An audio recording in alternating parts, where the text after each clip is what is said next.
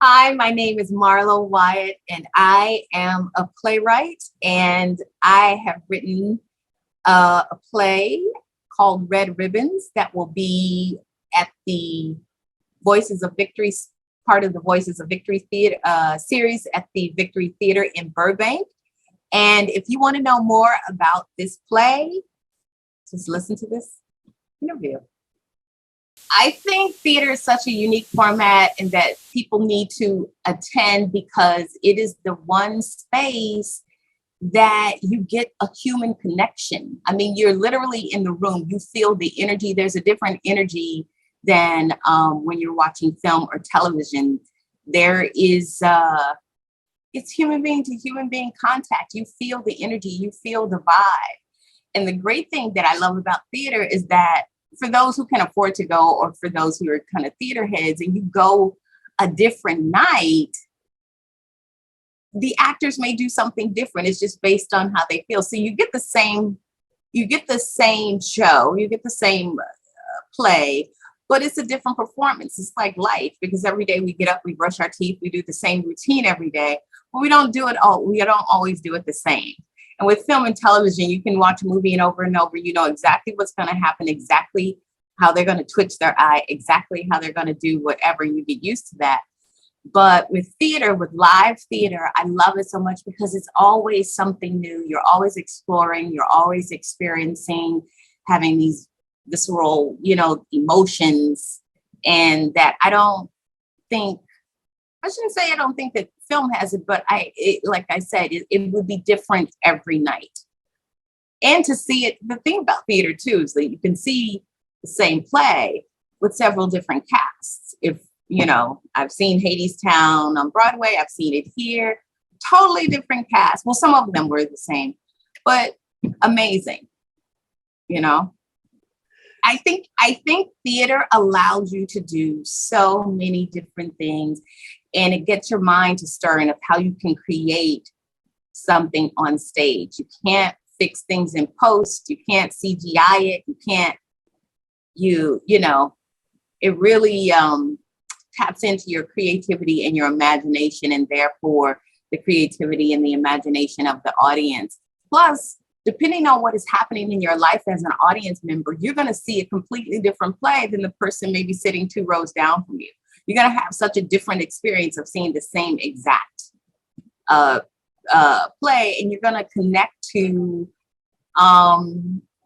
certain characters. It's like, oh, that's me. That's blah, blah, blah, blah, blah. Oh, that's me. I'm so whatever that character is. So I love it, Why is the playwright format so unique? I will say this, is that the format seems to change. Like for me, I don't worry so much about format. I mean, you do naturally, but I don't say, okay, in the first 20 pages, this has to happen. I know people want you to do that. That's a collegiate thing. For me as an artist, it's about the story. And I think you can tell a story so many different ways, as long as the people who you are writing for, the audience, understands and connects to the story and understand what's happening. We had a conversation with some friends of mine talking about story. Like, sometimes people don't understand story and plot and things, those are so unique. And sometimes you just need to tell a basic story. Who are we following, beginning, middle, and end? What is the journey?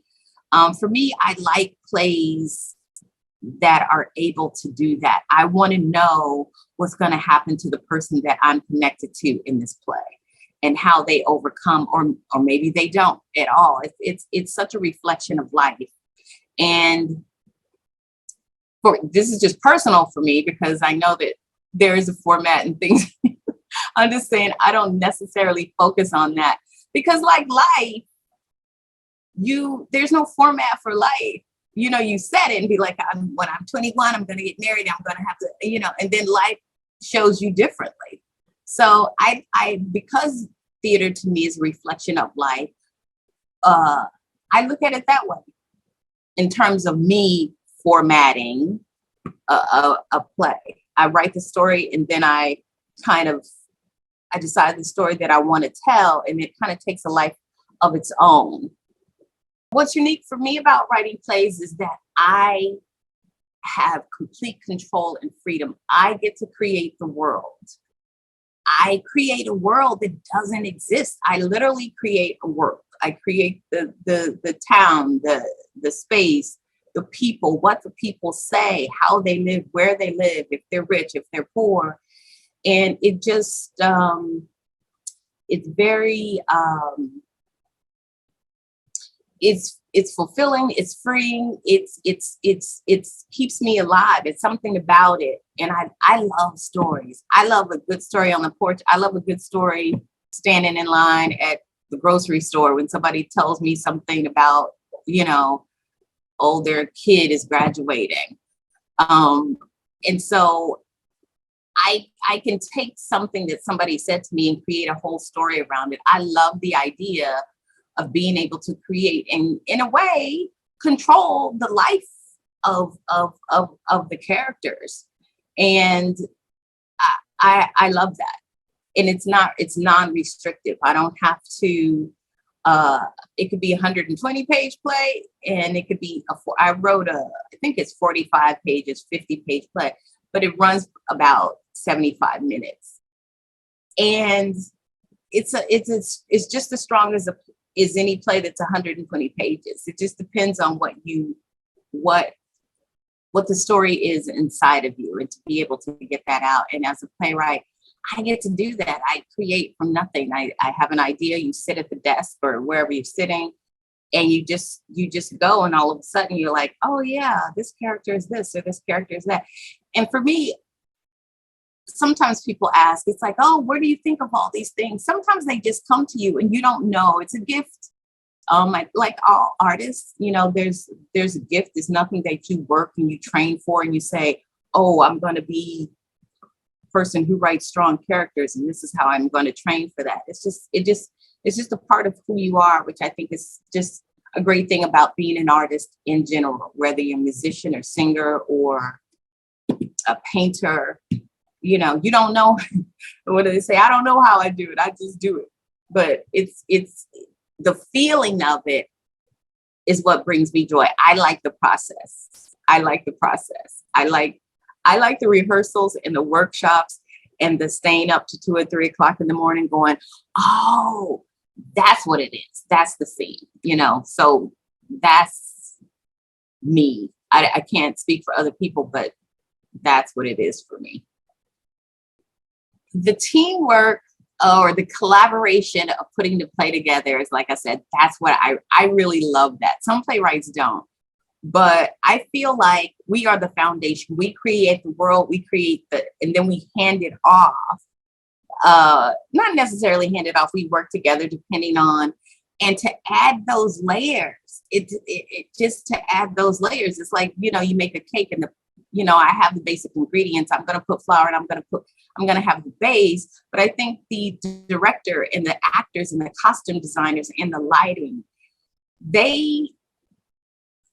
and the sound, they elevate what I have written. They bring it to life with their own imagination. It's like they add dimensions to it and layers. And I feel that the creative team makes it magical. I really do. That's where the magic is. When those lights are down and they come up, and in Wicked, like we were talking about Wicked, I remember when I first saw Wicked and just those colors and the green, and you just kind of go, or the Lion King, the playwright or the book writer didn't write, oh, these costumes need to look like this, and I want this. It was the puppetry, the imagination. Somebody thought of that was not I'm assuming. And that in and of itself is one of the most magical things of that musical to me, is those guys coming down that aisle with all the puppetry, and you just go, oh my God, who thinks of this? Who, it's the director, it's it's a beautiful thing to have creators who all come together, and their one goal is to put on a show and make it the best that they can. You might not all agree, but from my experience, when I had a director of this reading, he called me, he goes, I think we should blah, blah, blah, blah, blah, blah, blah, blah. And I go, oh my God, I never even thought of that. Like, I didn't even know that I wrote that. He saw something in what I wrote that I didn't even see. And I was like, oh, that's good. Do it. Yeah, let's do this. Let's change this line, because if we do that, then that shows that she's, and I love that. I love coming together, sitting at that table. All these minds are going. And as we read and discover, the characters with the actors, I've seen actors in workshops, and I'm just like, oh my God, I didn't realize that this play was as good as it was because they made it that way. It's like, sometimes they make you look really, really good. You go, I wrote that, but I didn't do that. Do you know what I mean? But they did that. And so I'm an actor too, so I appreciate it so much. I love actors, and I love costume designers and people who do light and sound, even something as subtle. I worked with a guy once, the play got canceled, but he saw the sound as another character of the play. That's how he saw it. He didn't see it as, okay, they do this and then they're at night, so I'm going to add crickets. He was sitting there. He goes, I need this sound. So I'm going to go to the lake tomorrow, and I'm going to throw some rocks, and I'm going to record it because nobody has the sound that I'm looking for. My mind would never even think like that. Do you know what I mean? I'd be like, it's nighttime. Let me look up crickets, 10 seconds of crickets at night. And that's, and so when somebody thinks on that kind of level, because sound is so important to them as me writing and crafting the play is so important to me, that's when the magic happens for me. To even say that, that I feel like the sound, it's a soundtrack. He even wanted music under the scenes, kind of like a film in a little way. He goes, you won't hear it, you won't notice, but it will be there. And I see this as another character in this play. And I was just sitting at the table going, I'm so happy to be here. Like, I'm so excited to see a play that I wrote because of what these creatives and costume designers and sound and lighting and designers bring to this table, add to the play. What happened was Rasheen Kanad, who's a producer, he created Voices for Victory at the Victory Theater in collaboration with the Victory Theater. He's a producer of it. And you submit your plays to it. They wanted to celebrate BIPOC voices. And so they had been doing the series during COVID via Zoom. And he called me one day, he goes, I want to do this play. I like this play, and they want to present it in a way that, in hopes that it will be produced. And so they give they give it a reading, and it's not just a reading. They add to it. They have, little stage directions, little staging, and maybe some tech to it. So it's an elevated reading. They chose my play. It's really as simple as that. Like, I think they do a play every 2 months. And mine just happens to be the first one that's in person because everything has died down somewhat. And so that's why we're inside of the theater. But normally this would have been done virtually. But this is such a huge play with the chorus and everything. I'm actually, like you said earlier, the timing is perfect because I don't know. Well, I have no idea. It could have worked great, but it's just the way the play is written. It's just one long string. It may not have had the same effect via Zoom. So I'm very grateful and lucky that I'm the first one to be back in the theater for this series.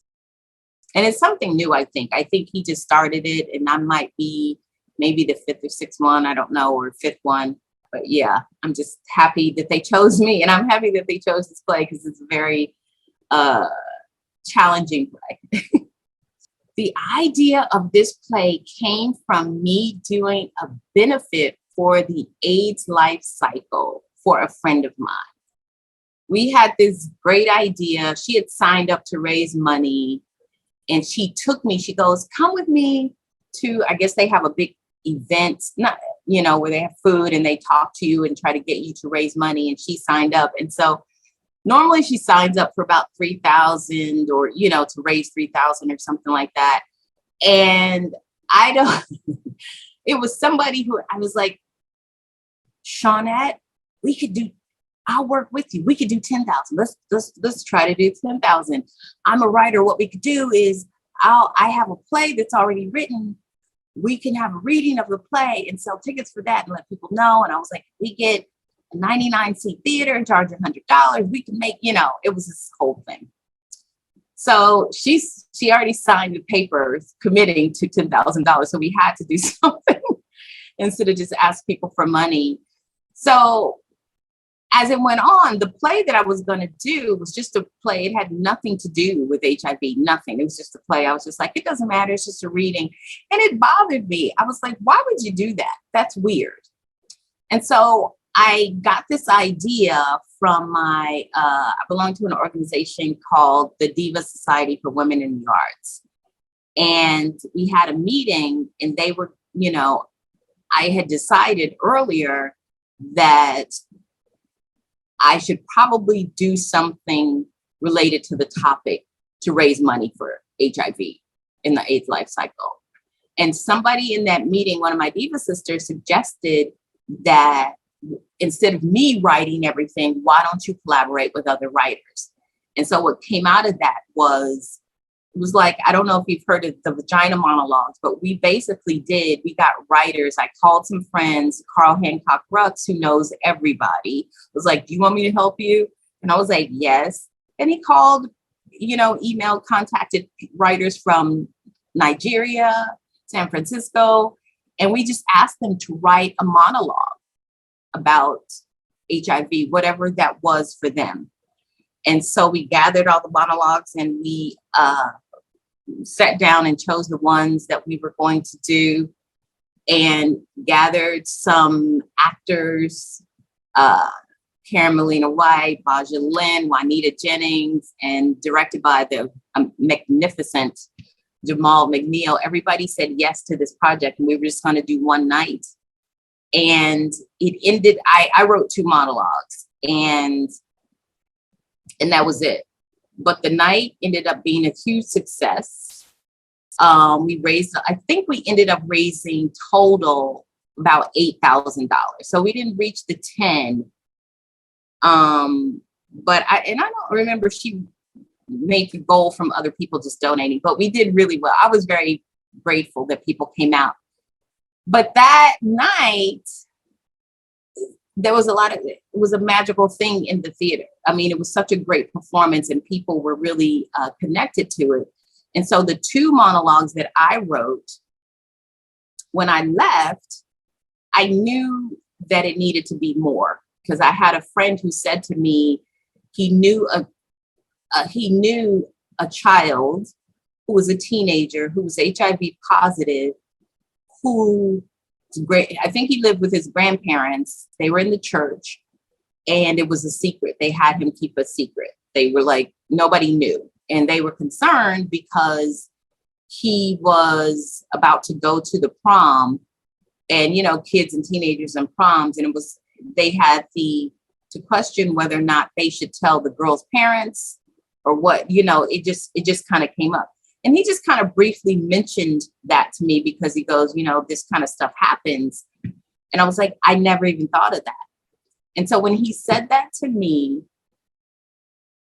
I have a lot of friends who are HIV positive and who are living very healthy and lovely lives. And I realized I don't even think about it anymore. I was like, but they do, because I had a friend who's HIV positive. He goes, I have to wake up every day. He goes, I have a great life, but he goes, I can't forget it because I still have to take these medications every day in order to live. And that just kind of, I didn't even think about that. Like, you can't just not think about it, you know? And so I know I'm kind of saying a lot, but those are the things that inspired me, that benefit, which was wonderful. We stayed up to 2:00 in the morning. People were singing around the piano. It was an amazing time, amazing celebration. And it inspired me that there's a story that needs to be told, that I feel hasn't been told yet, that I am aware of. And I didn't want to write a play about medication that had to do with any medical issues or things like that, and what it's like and suffering. Because of what was said to me, I wanted to deal with the emotional effect of living in the world that we live in, of living in a certain society and certain cultures, and having to have this stigma, and how you navigate through the world with that. Who do you tell? Who do you not tell? Who can you trust? You know, people are still ignorant about it. Are they gonna, you know, not want you to use their dishes to eat, or, you know, those things still go on. You know, it's amazing if you tell somebody with all the, you know, people are living, like I said, and we know we have so much knowledge about it now, but it doesn't stop people from being human and feeling how they feel. Do you know what I mean? About when somebody says, it's like if somebody said they had, oh, you don't have, you know, it's like, if they don't know, they're fine.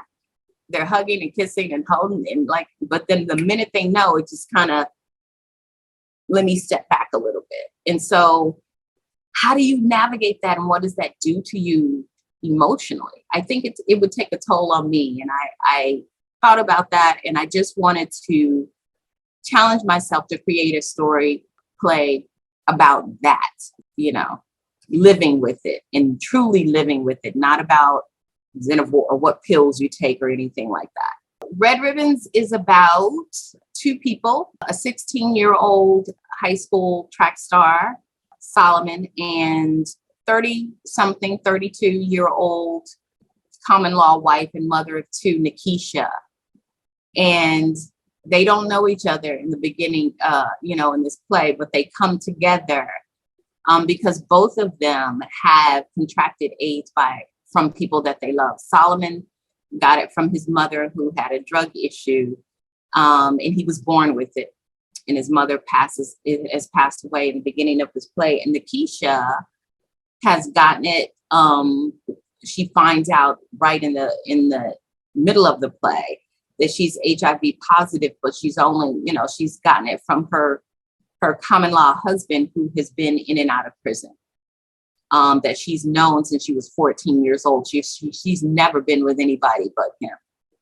And so it's about them meeting by happenstance, and how they kind of save each other, and the choices that they make, whether or not, I should say, how they're going to live with this. And they basically emotionally kind of take care of each other and give each other the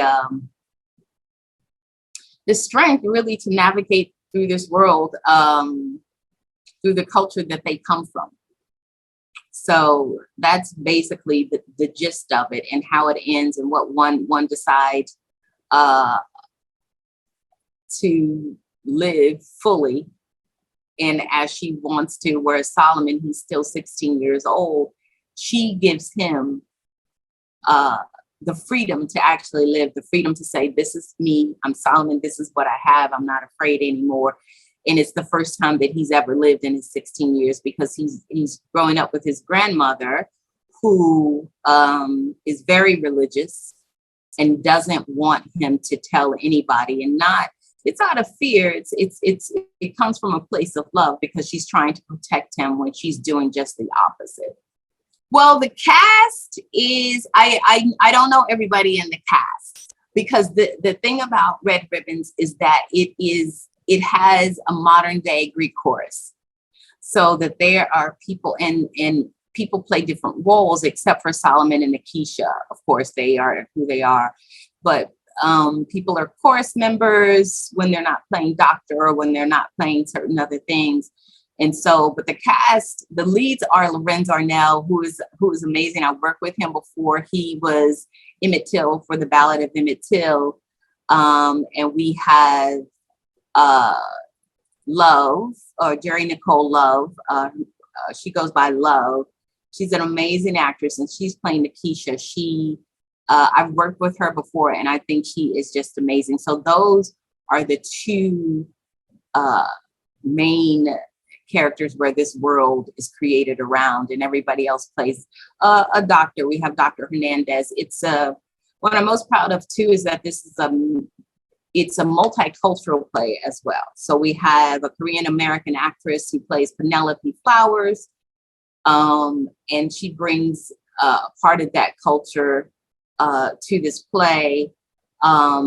We have different ages and people who work in the camp, and we have one of the characters is Native American and Black. So it's definitely a world that we see every day, but we don't necessarily see it on stage sometimes, as far as the different cultures coming together as Americans and working on this play. And the director is Aaron Braxton, who he's an actor. He's an award-winning playwright and screenwriter. His film just won something. Every time I'm following him, it's like, Aaron, you've won something else. Like, it's like, oh, my film just won this, and I felt, but he's an amazing actor as well. And I first met him because he wrote this one-man show, which he won an NAACP Image Award for, I believe. He was just amazing. And I saw his show, and we just became friends. He's an amazing director. He's directed one of my other pieces before, and I trust him with his work. He's very excited about it. And so I'm just excited to see. I mean, it's a reading. I don't want to say just a reading. It's a reading, but just the ideas that he has and what he wants to do for the reading. And he said to me, he goes, man, if they produce this, I would tear this up. So he's so excited, and he's extremely talented. So the play is in good hands, and I feel very fortunate to have the actors that I have. We have Camille Sperlin. Who else is in? Someone, I can't think of their names just offhand because it's like 10 of them, 10 or 11. So, but those are the people that I know personally that I've seen work. Others are new to me, but amazing work. I want people to remember we have so much going on. I just want people to remember that, to be kinder to people. I want people to not forget about red ribbons and to understand that, for people like me, it may be a moment in time. I remember what was it, the 80s or the 90s, where everybody was wearing red ribbons, and it's like everybody's a benefit, and that was the cause. And we've had so many other things since then, and people have forgotten. And there are a lot of people who are still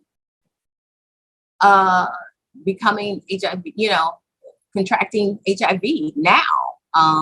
I know someone personally who has, and it's shocking because it's almost like you think that's over with, but it is not, and I know that it's not because I watch, the few times that I do watch TV, I don't watch it a lot. I see all these commercials about the new drugs for it. And that always tells me, I was like, that must mean that there are more cases than is talked about, because now we have the coronavirus and monkeypox and other things that have kind of pushed this to the side on the shelf. And I just want people to remember that there has not been a cure yet, that this is not something you could take a vaccine and be, or get a shot for, that it still exists. People are still getting it, and to be kinder to one another, because you don't know what people are dealing with. And I think that that's in general, whether it's HIV or anything, but I'm gonna be honest with you, I've learned that. It's like, you have no idea.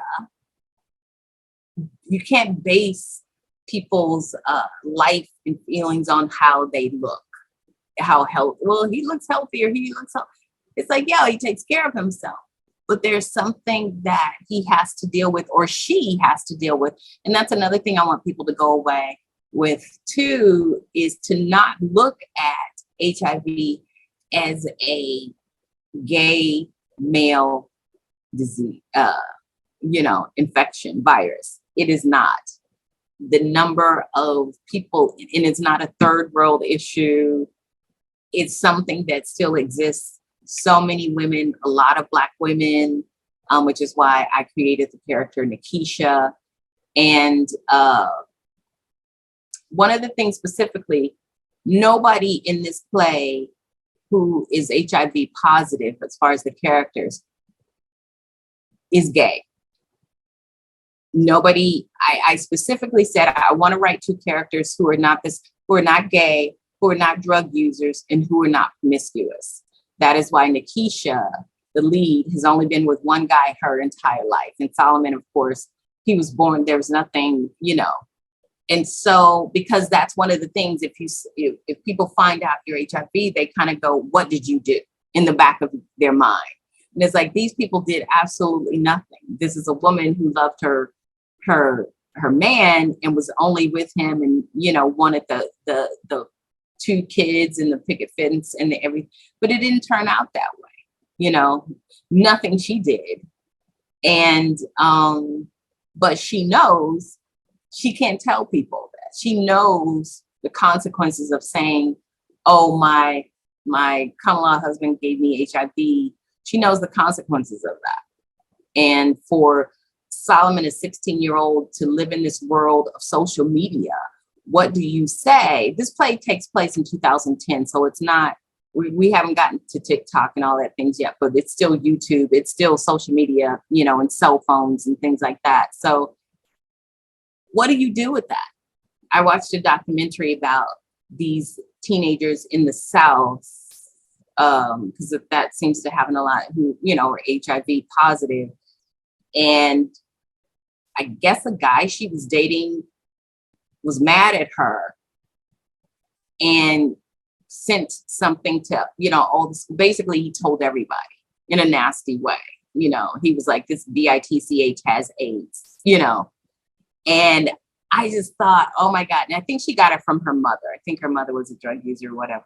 And I just thought, kids, people say kids are cool, but it's one thing to be cruel on the playground or cruel and you say something to somebody else, but it's another thing to be cruel and push that button with, and things go out to the World Wide Web. You cannot undo it. You cannot, you can damage the lives and the emotions of people just by that, when they're already dealing with the fact that they have it themselves.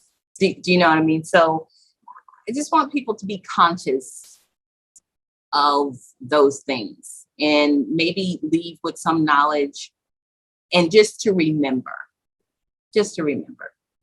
There's talk, I don't know, because the producer really, really likes this play, which I'm glad. And so we're hoping to get a production of it. And even if it's a short run in December, which is AIDS Awareness Month. And so, because I was always saying, I was like, this would be great to do in December because it's AIDS Awareness Month. It makes people think, it's around Christmas time and you get in this mode where you're giving and you start, you have empathy. It's something about Christmas time. Everybody loves everybody and everybody's happy and so that's what I hope, that eventually we'll have a production of it. Like I said, it's a bigger cast because of the modern day chorus, but it's important. And if this, like I said, I've been approached by the producer that he's very much interested in producing, and maybe, we can get the money and do it and have a short run. That would be the goal. Of course, that's every playwright's goal. I want to get this produced. And quite frankly, when I wrote this play and I kind of said it there, I mean, I've submitted it to different theaters and workshops. And it was a finalist for one of them, which I was surprised because it's a play that producers don't really like to touch because of the number of actors in it. You know, producers are thinking about money. It's like, okay, I got to pay 8 actors instead of 4 or 5. You know, that changes the budget, that changes everything. But I'm hoping that somebody sees this piece or hears about it and invests in it, because I think it's an important piece. It's like, you know, like Angels in America is important. This is another thing too. It really deals with minorities and their issues with AIDS. So both the leads are African American, even though the cast is multi-ethnic and multicultural. But the leads, who the story is about, is what it is to live in this world, not be wealthy, not be rich, and be a person of color with all the stigma and cultural issues that come with that, and be HIV. That's the main issue. Because I was telling my friend, I said, this is my Angels in America. This is my, you know, my take on what it is to live in this world during this time in the 21st, you know, century, and to be HIV positive in the inner city. People should come see the reading of Red Ribbons, because they're going to leave there different. They're going to be empowered, inspired. They should come see Red Ribbons, the reading, because I feel if you love theater in any way, I mean, you get the elements and entertainment of theater and what these actors are going to bring to the table under the direction of an amazing Aaron Braxton. But you're going to get so much more. I am one who firmly believes that theater changes lives. I know I love theater so much, but like I said, when you are in and you listen to a story or you see a story when it's live, I don't think there's anything else that can match that, you know. And that's just with art in anything. You can listen to an album. When you see that entertainer live, that's what makes it special. And I think because theater is live, whatever your experience is, it's going to be special. You're going to take something away from it, and it's going to stay with you. And there may be something in your life that will make that, you know, that will spark something that happens in Red Ribbons that will make you say, oh yeah, because there's lessons. I love theater because there's lessons. And like I said, depending on where you are in your life, at least for me, sometimes I leave and I go, oh, it hit me different because of where I am right now, you know. Because of my friends, like I said, me writing this, if my friend hadn't told me what he said, and I hadn't remembered my other friends who said, I can't forget that I have this. I have to take this every single day. I have to shoot up. I have to do this, or I have to take this pills on my counter. I remember every single day that I am HIV positive. And I'm going, you know, there's a freedom. It's part of that freedom to just wake up and be whoever. They won't have that, you know? So I'm just hoping that people, and this is not a Debbie Downer play. This is not like, oh God, it says that. There's a lot of humor in it.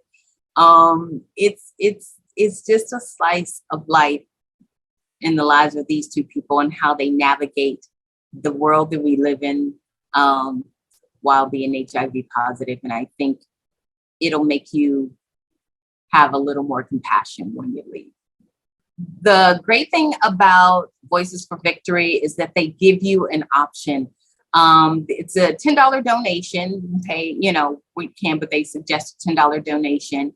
And if you do not or cannot come in person, you just click the link when you go to the victorytheatercenter.org, and there's 2 links. There's a link for in-person tickets and a link for Zoom tickets.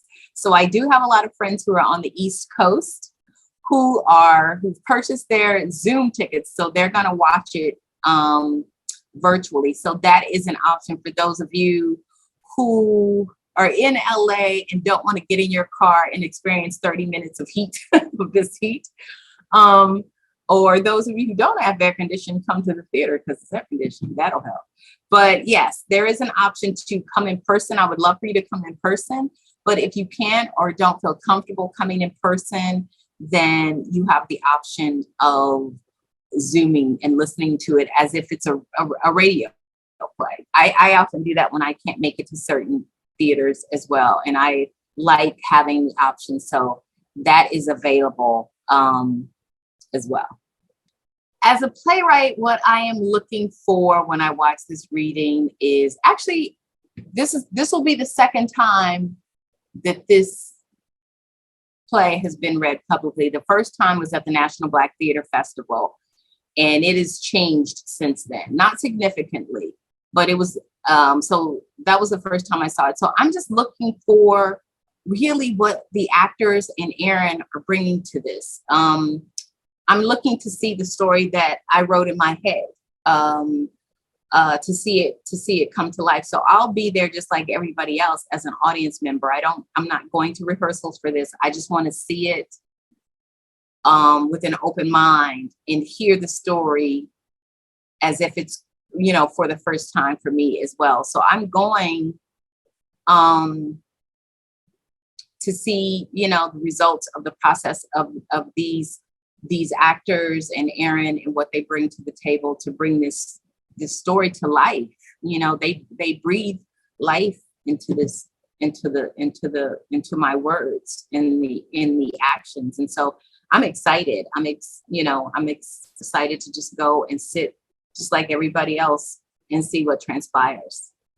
It's important for programs like Voices of Victory because unfortunately, the playing field is still not equal in theater. And so for one, like I said earlier, theater is reflection of life. And we live in such a country with so many cultures and so many stories of what it means to be an American. But we seem to only, I shouldn't say focus, it's an imbalance. So we need to just balance it a little bit. It's like I've seen these stories over and over and over. And the issue for me is the culture. It's not whether or not there's a Black person who's playing in Death of a Salesman, because that story is still a story. It's important because when you get stories from BIPOC writers, you get a different point of view. And I think when we are able to put out more points of view from people from different cultures who are very much American. I am born and raised in the Midwest, Kansas and Oklahoma, and I am an American from generations and generations. But my story, my American story, you don't see. And so when we put these stories out, it can only unite. It can only unite the United States, which is very, very divided culturally, I think. And it's because other people don't have to experience the American stories of people who don't look like them. They don't get that experience because we've been, for some reason, holding, or just not even thinking, because the powers that be all look the same as far as theater. And so once that changes, then all the stories, in my opinion, will be looked at as American stories, not, oh, this is a Black play, oh, that's an Asian play. I don't like that. It's an American story. They're Asian American, and they're telling their experience in America, which makes them more American than anybody. We all came here, except for the natives. And it's very sad too, that even Native Americans who were here first, we don't see a lot of plays about them. And so what I like about this is just a teeny beginning, a very small step to start opening up for stories about forgotten cultures or, suppressed cultures that exist in America. We know they do, but we just somehow just want to pretend that they don't. And I think it does a disservice to all of us, to humanity, really. That's what makes this place so amazing. It's the Muslim Americans, the Korean Americans, and the Japanese Americans, the Black Americans and African Americans. That's what America is. How are you not telling all of those stories? You know, we keep telling the same stories over and over, and it's like, we can make theater so amazing here if we just be like, you know, if each theater company is like, every year we're going to do a Native, you know, played by Native American, Japanese American, Korean, you know, Muslim American, African American, Irish American. Could you imagine? That's how I imagine, you know, what artistic directors would think. And just do it every year, just common. It's like, we're never going to have a story where, a season where it's plays written by mostly all white males. And, you know, so now having Voices for Victory is probably going to change the minds of people, I hope. People are starting to think, meaning the people in power, the people who are running these theaters, the people on the board of the theaters, or maybe they're thinking, they say, you know, having the terms BIPOC and seat at the table, all these little phrases mean absolutely nothing. It's really about the action and about opening up your heart. If you're an artist, that's what artists do, real artists do. That's what music does. People love music. People don't say, I can't listen to that because that's Black music, or they don't. If it moves you, it moves you. And I feel the same way about the theater. But I can't feel that way if I'm not exposed to anything else but something that's so restrictive. Do you know what I mean? Like so even if I had a subscription to something, I can only eat what they're feeding me. And so it's still, in a way, even my experience is controlled because the people that be it are like, oh no, we're going to show them death of salesmen, we're going to do this, this, this, this. So though I still like those things, it's always, everybody feels good to see themselves reflected in theater, in art, period. And I think Voices of Victory, that Rashim created, it was his idea, Rashim Khanad, that he's on the precipice of making that happen. And this is his beginning. And I hope it becomes a huge thing where it won't even have to exist anymore, where he won't have to, you know, have that, but it was created out of necessity. I think it's important for people to support theater, period, because small theaters, you know, they are struggling, especially since the pandemic. They don't have the funding. Now you have to pay the actors like their employees. They have the grit and the gut, but we live in a capitalistic society and nobody can do anything without money, unfortunately. And we don't have governments yet, like in Europe, where they really support the arts financially and make sure that things are running. So understand that and invest. You know, you invest in the experience. When people, you know, the money that you spend at Starbucks, or, you know, not trashing Starbucks, but those drinks are expensive, and you get you a drink in the daytime and it's hot and you get another one, that's $10 a day, 5 days a week. That's a ticket to support these small theaters that, you know, need you to survive.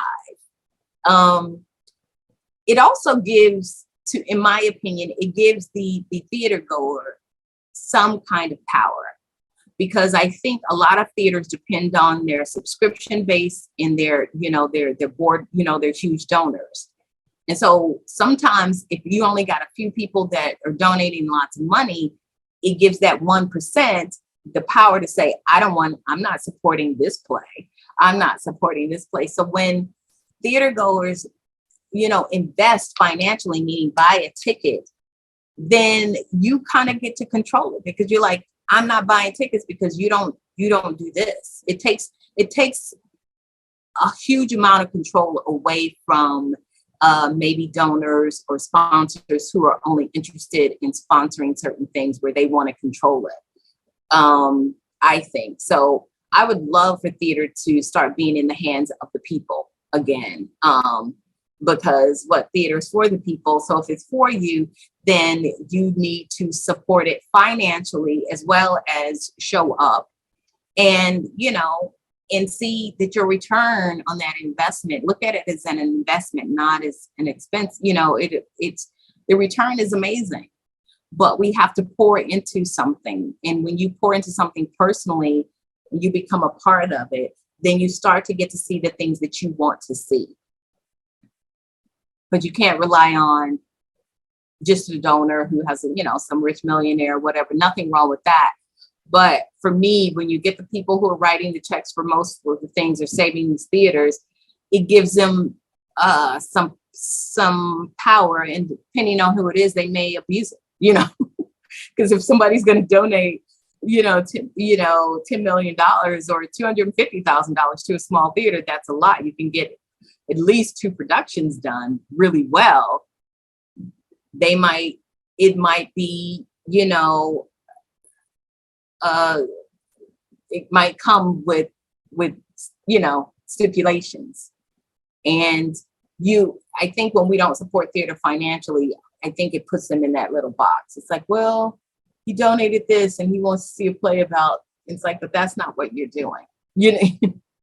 So I think of it in terms of that as well. I mean, we need those donors, but we also need people to value theater, see the importance in this, in our culture. Because if it was gone, music, theater, everything we do, everything we see is done by an artist. And so we have to remember not to take it for granted, and that it costs to do what they do. It costs me to write these plays, meaning I still have to live because of the construct of this country and capitalism. If I didn't have to pay my rent and I could say, this is a space I want to lay in and let me do my thing, I'd be happy. If I could go out to the grocery store and just pick the things that I want, but that's not how it works. So until the system changes, we have to be a part of the system and make it work for all of us. And that includes theater artists, and that includes theaters. And if you want them to survive, and I think the pandemic has shown us that it can be taken away. It can all stop, So I'm hoping people will remember that when there was no access to theater or movies or, and how empty this country was. Please come and support Voices for Victory and Red Ribbons on Sunday, September 11th at 5:30 at the Victory Theater in Burbank. You can get your tickets if you want to watch it, live stream it, or in person, which I prefer. Just go to the victorytheatercenter.org and just click on the button and you're good. And we'll see you on Sunday. We won't take up too much of your time. I know it's football season. Somebody told me you can go watch football afterwards. So you can do both. It's a nice balance of that creativity and then that sports energy. You can end your day watching whatever football game is on. I don't know. I don't watch it, so I have no idea. But I was told that by a couple of friends of mine. It's like, that's the opening of the season, right? And I'm like, why would I know that? But I mean, it wasn't left up to me of what date. So, but yeah, you can do both is all I'm saying. Have some balance. Come see an amazing reading and then go home and watch football, and eat a hot dog or something. That's so American. Now that's American, right?